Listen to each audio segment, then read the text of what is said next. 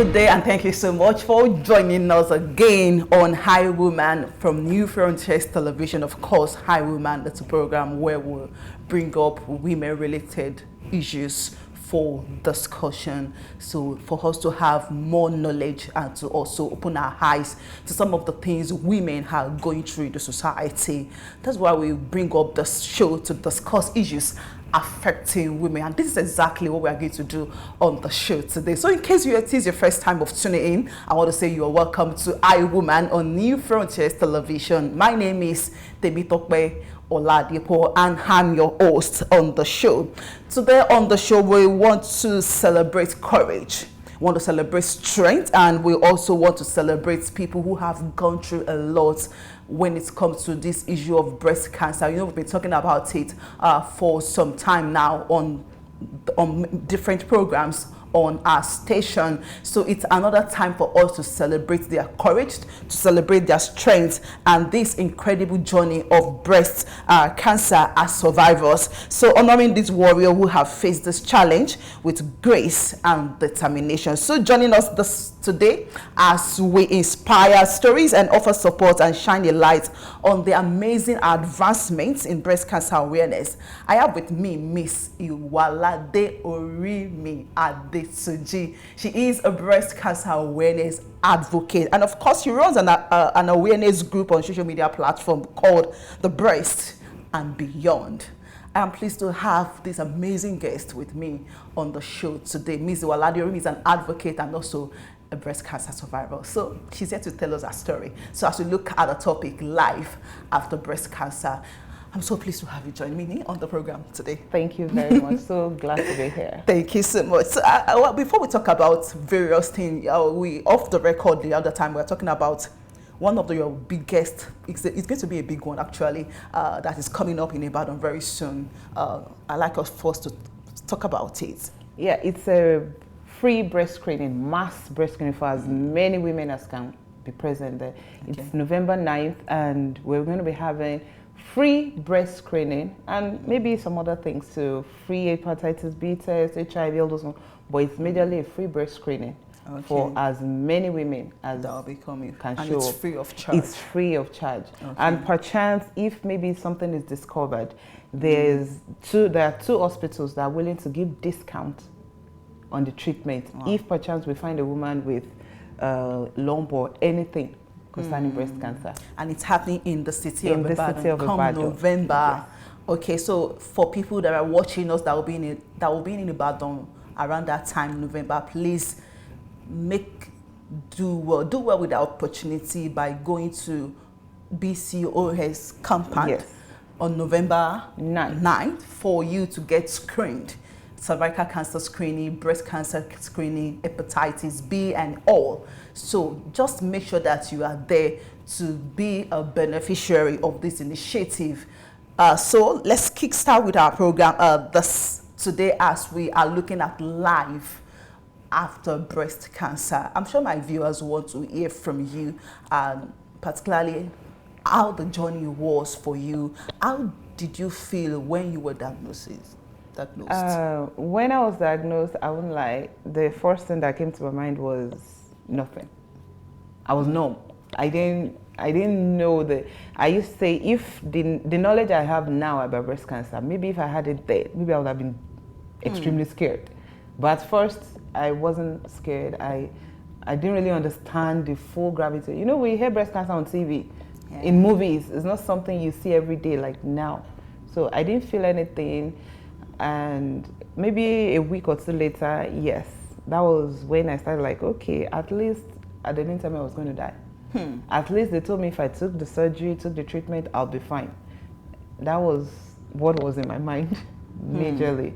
The whole thing came to my head after the surgery. That was when I can say, yes, I felt the brunt of the whole thing. So did it change your perspective about life? Oh, it did. And your health? It did. About life, nothing really worries me anymore. Nothing. I mean, it's literally been through hell and back. Nothing worries me anymore. I don't care for what people think or say as before. You know, before you want to have this good image, but now I really don't care anymore. Life is something I want to enjoy every single day because now I understand that life can finish in 1 second. In 1 second, exactly. So now it's different. And health-wise, yes, now I realize we are not invincible. Then when you have the regular headache or malaria, all those regular ones, but then you have the big C. It changes my perspective. It changes it. Now I take my health and my people, I take the health more seriously now. I take more seriously because yes, a little thing can go a long way now. So emotionally it can be overwhelming. Psychologically, it is overwhelming. Yes, psychologically. So how did you cope with the emotion aspect of it, your mental health? The truth? The truth. I don't know. I don't know how I coped. My younger sister would tell me that if she were in my shoes at that time, she probably would have run mad. I have no idea how I coped because I was going through cancer, I was going through financial issues, I was going through an abusive marriage. So I have no idea how I coped. It was a lot. Yeah, it was a lot. Looking back, when I remember some things that happened and what some of my neighbor actually, what she told me, I realized my mental state was not it then. I was just trying to cope.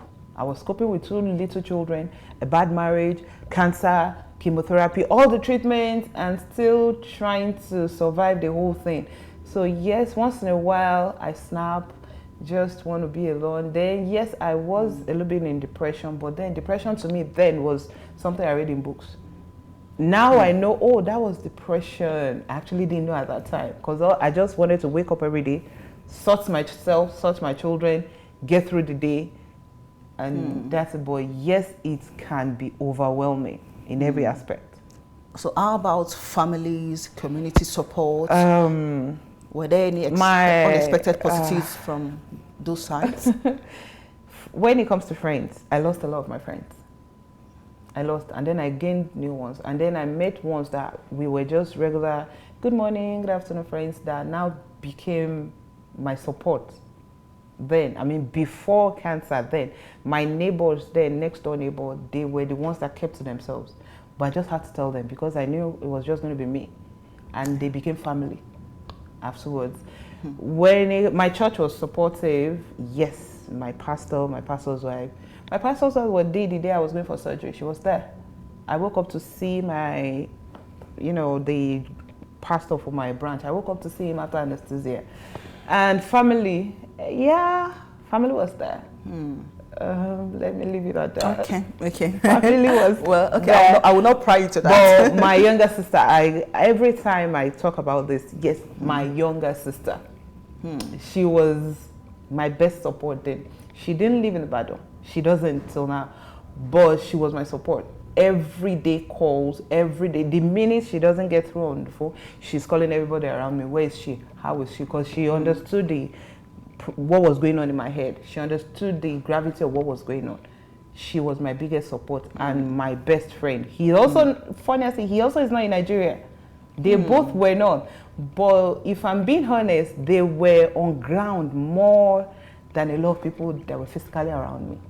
He also will call every day, oh yeah, get up. What are you doing now? Have you gone to do this? Have you gone to do this? So those two were there a lot. And I'll leave it at, my family was there. Yeah, well, we celebrate your family. Thank you. They did a wonderful job because standing strong and beautiful like this after the ordeal, well, we need to give kudos to them. Now we are talking about life after breast cancer. Some people, after going through all of that, even if they survive it, life can never be the same for them. Do you think there are resources or some essential information that they need to know to get their life back on track? And can they actually snap out of the ordeal? I would say that's word. I like that snapping out of it. It actually depends, let me say 60% on the person and 40% on the society. We live in a society that shames everything. Yeah. I mean, stigmatization, everything. A woman breastfeeding is shamed. A woman that does not breastfeed is shamed. A woman getting married is shamed. If she's not marrying is another thing. We live in that kind of society. So a survivor has to understand that's the society you live in. That is it. One major problem survivors have is that people, you might get people to help you during the cancer. You might get people to, maybe help financially or in any way. But a lot of people forget, or maybe they don't know that when we need help mostly is after. You spent all your money during cancer. You've spent all your resources. You've lost, I sold my car. I sold a lot of things to make ends meet then. So when cancer finishes, people leave you alone. You're left to deal with the financial implication. You're left to deal with the emotional stress. You're left to deal with sometimes marriage break. You're left to deal with, all of that alone afterwards. And when you say something like, I'm tired, people are like, you shall survived. Nah, the ordeal starts after. It starts after. Because then nobody's there anymore. People assume you're fine, they leave you alone. You're there. If you complain about what you're going through, that's what I hear. But you're sure alive. Yeah, we are alive. But we're left to deal with the side effects, physical side effects, emotional side. We're left to deal with that. And the financial side effects, a lot of people don't realize. Survivors are struggling. Forget packaging. Survivors are struggling. Because we've literally given everything we had before the whole thing. So, yes, we can snap out of it. We can. I use we because I'm still there. Yeah. We can snap out of it, but it depends on your personality. My kind of personality, nothing really faces me. Nothing. So you don't see it as anything anymore? Nah. Because after cancer, it was as if, that thing that said everything goes downhill. That was me with cancer. Cancer came, and then some things came after, and then marriage, and then I had another major surgery. So now I'm like, what can happen again? What can? So I'm really not bothered. Yeah, when I talk to other survivors, or I talk to cancer patients, and they're like, you don't understand. We're like, because I'm laughing and smiling, does that mean that, I do understand? But then you live in a society that does not understand. So exactly. You have to find a way to understand yourself. You get it? You have to find a way to understand yourself. Find a way to cope, because not everybody around you understands. Not everybody around you know what you're going through. So you have to find a way to snap out of it yourself. The society don't give a crap about you. They don't.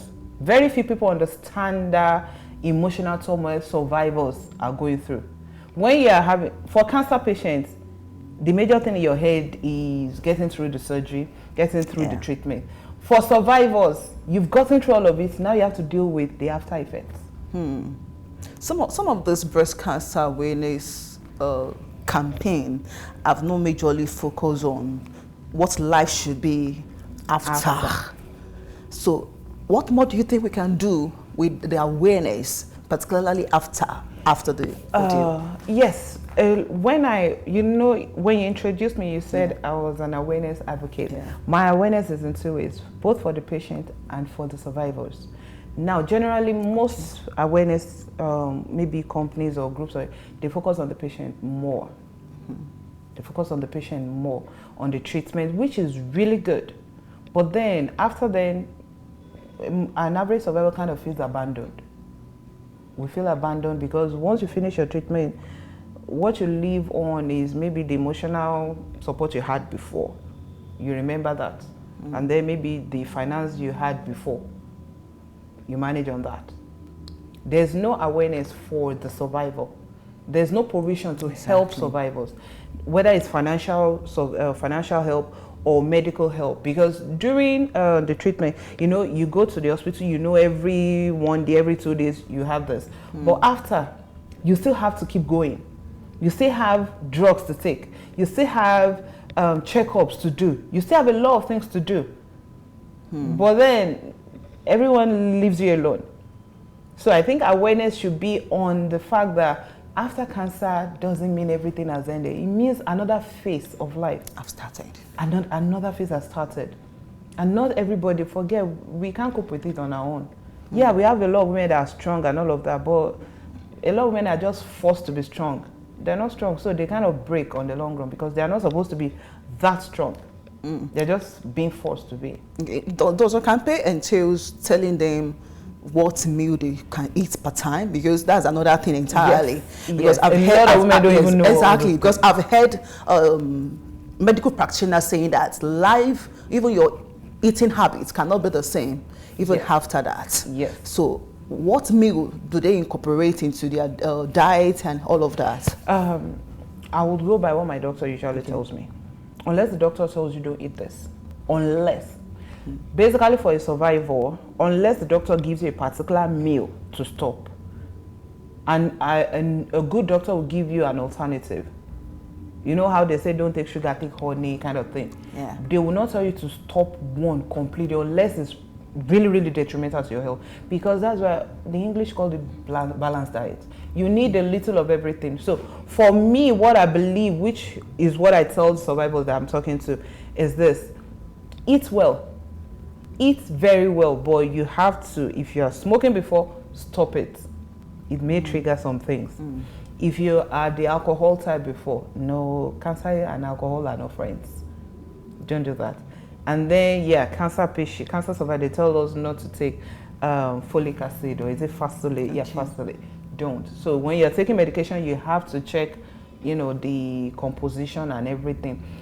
And just generally reduce your sugar. Don't stop it. Your body still needs it. Your body needs it.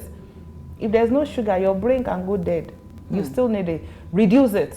Reduce all the, before, if you're into junk food and all of that, reduce it, but do not stop it because your body still needs it.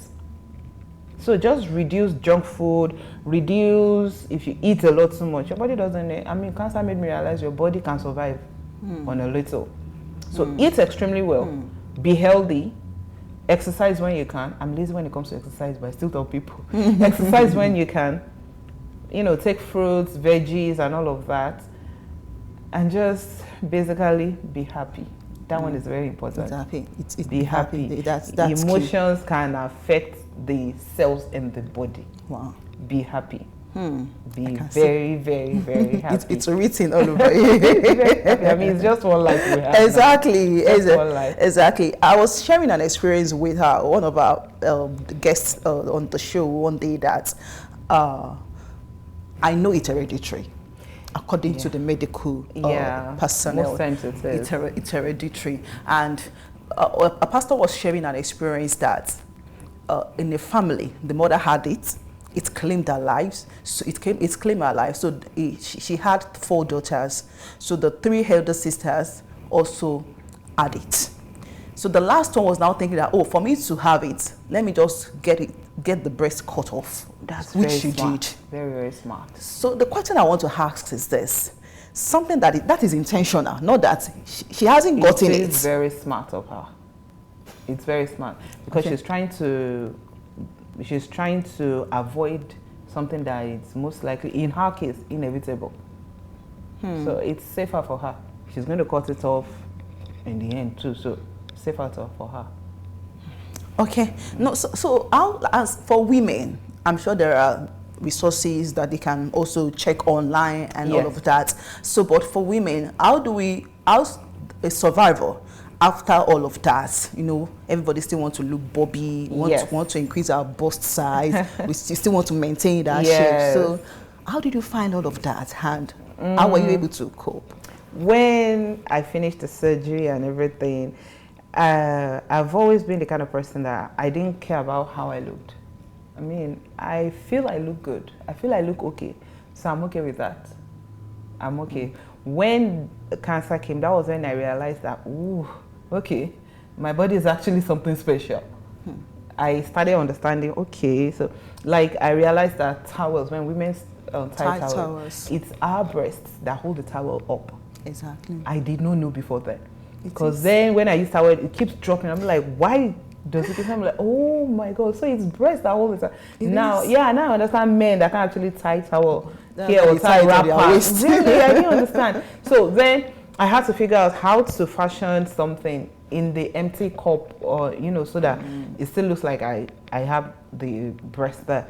So I fashioned the foam, I put it there. At first it wasn't easy because sometimes the phone will fall off. And then by the time I go home, I'll be like, when did it fall off?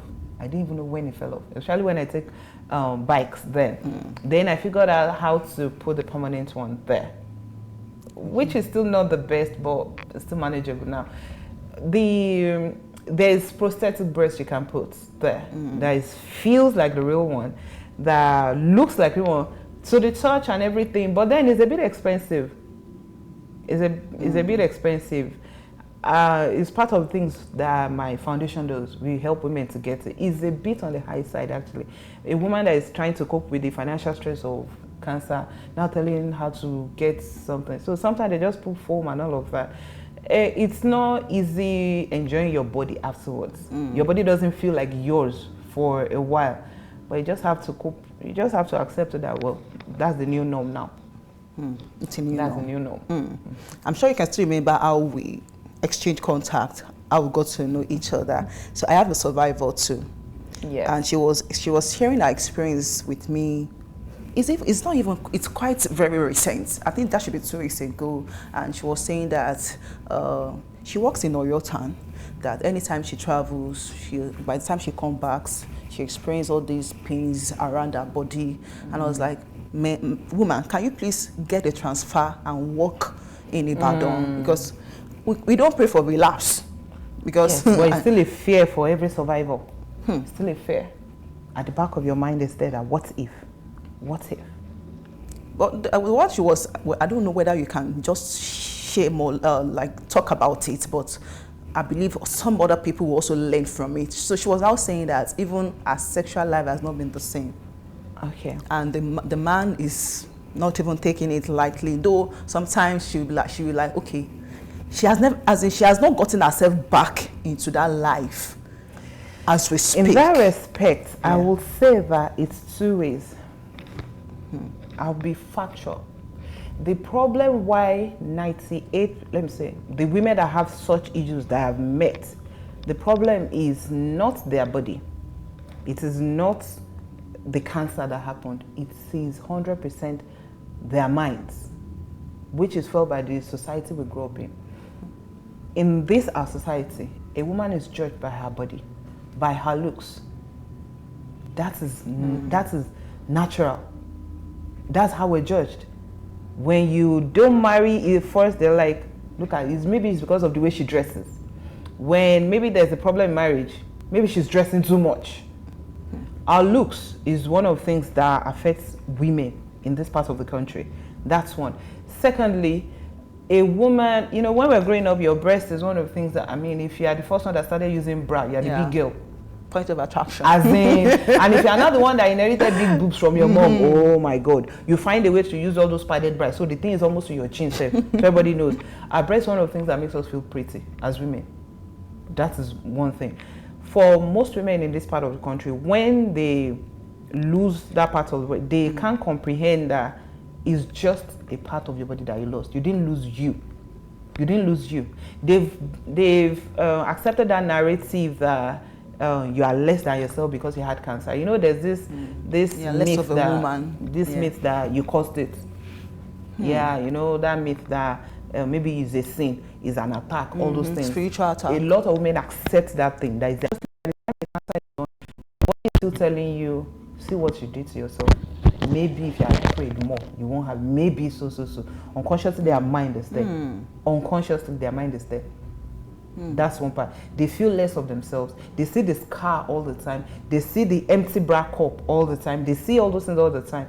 And in this part of, we don't do self-talk. We don't tell each other. Like me, I woke up every morning and tell myself, must see fine babe. I tell myself, see fine babe. You think it's easy to get one breast? More, I find no. I look at myself, I dress, I'm like, oh, must see me, fine girl. I hype myself. Now, it's something I had to learn. It's not something we grew up with. I had to learn it. I had to learn it. It's not something like, when I meet men that ask me out, and when it comes up that, I'm a cancer survivor, and they look at me and say, yes, you want to know, is this one? There's nothing. I don't care anymore. I don't care anymore. I've had men tell me how come I didn't know you were this fine before? And I told them straight out, because before, even me myself, I did not know myself. Now I understand my beauty, that it has nothing to do with my attributes, with what I have. Most women have not gotten past that stage. And the other part is the spouse. It lies on the spouse to still acknowledge the woman. I mean, she lost a major part of herself. She lost one of the major things that makes a woman feel pretty. When we are wearing clothes, we want to see how it fits. Yeah. That's just it. I mean, if you are the daring one, you want your cleavage. That's cleavage. What I wish I showed more cleavage before, because now no cleavage. I wish you. So the spouse also has a lot to do with it. And we are not a country that talks, because sometimes the spouse might actually not know. Sometimes, a lot of times they know. They're just selfish people. Sometimes, but sometimes he may actually not realize the emotional stress she's going through. And women, Nigerian women, it's not all of us that know how to talk. Exactly. Which is why we do couples therapy after. But then, how many of them come for couples therapy? Yes, I've worked with 1 or 2, but how many actually come? So the man can understand what is going through the woman's mind at that time. So just like your campaign, talking about the breast and beyond, there is a life. There's a beautiful life after. There's a beautiful life after. I mean, you've seen death and come back. You've seen what a lot of people see and die. You have seen it and you came back. I mean, that is enough to make you appreciate life more. I do. Before cancer, I'm the kind that if a man asked me out, I feel so happy, like, oh, I'm still a fine girl. But now, I look at it and I weigh the options. Regular friendships, I weigh like, is this worth my time? Because now every minute of my life is precious. My life now has to have meaning. It has to be beautiful. There's a beautiful life. I mean, what can kill you again? Except God decides it's your time. Except God decides. There's a beautiful life after.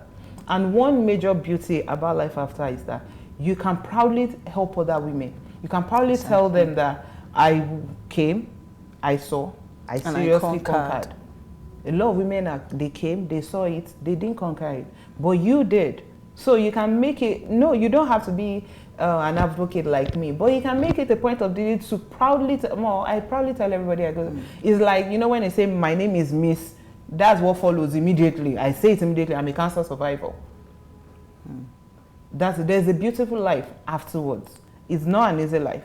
It takes a while for you to balance. It takes years for you to balance. There are some lucky ones that, you know, if you are okay before. But for most of us, it takes a while to be balanced, but there is a life afterwards. You're okay, you survived cancer, you cope with the side effects and everything. After a few years, the side effects fade away. Yeah, there are some that for life, you have to live with it quite well. But it's a reminder of the fact that you were strong. If you were not, you wouldn't be alive here, you won't be here. So there is a beautiful life after cancer. So what are your plans for the future, personally and in terms of advocacy? Personally, I want to make money. I love that. I mean, I've lost a lot of money. I still live in that bulb of getting scared every day, like, oh my God, what are we going to eat today? Oh my God, there's school fees. Oh my God. Yeah, I still live in that bubble. I mean, when I go out to mine, they're like, Mommy, you know, can you buy? I'm like, oh God, where do I get the money? So I want to have money enough that I don't have to worry about any of those things again.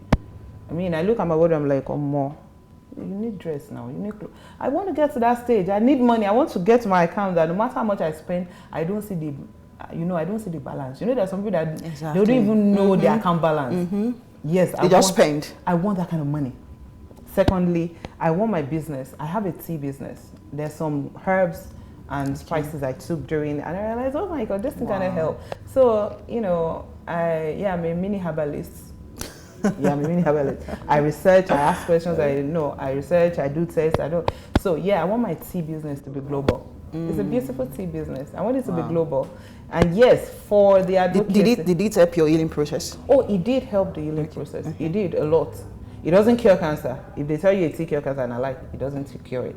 But it does help your healing. Okay. It helps the mind, it helps the soul, it helps the body. It aids everything, but it doesn't cure it. I mean, all these herbs and spices helps to prevent. But the minute it comes, you can't cure it again. It can just help the process, that's all. Yeah, for the advocacy, I want it to be big. I want women to, maybe someone told you, someone has cancer. The first thing that comes to your mind is, go Miss to Iwalade. Exactly. I want that. I want women to hear my name and they just smile because they know, yes, she understands. I want that. I want to have a center that you can come to. You want to help in survival, come there. We know how to help you. You are having cancer and you don't know what to do. We know how to help you. You need someone to take care of your children while you go to the hospital. Yeah. We're the ones to help. I want to have that. Well, thank you for sharing your incredible journey with us. It's quite inspiring, I must say. But before I let you go, I'll just say just one or two words for our viewers, particularly people that are going through this and people that have survived it. Just. Yeah, for people that are going through cancer, no, cancer won't end you. The truth is, you only give up, cancer doesn't give up. The cancer stays, it doesn't give up. You are the one that decides you want to give up or not. So it's your choice. If you tell God, I'm not ready yet, you're not ready. I mean, God is our daddy. Just talk to him, Daddy, I'm not ready, I still have things to do. Cancer doesn't, it's stressful, forget. Who tells you cancer is a bitch? Pardon my language, cancer is a big bitch, it is not easy. But you'll be fine. I mean, I'm fine. There are a whole lot of women that are fine. They don't come out to talk because of the stigma, yes. But a lot of women survive it. So you hold on to that.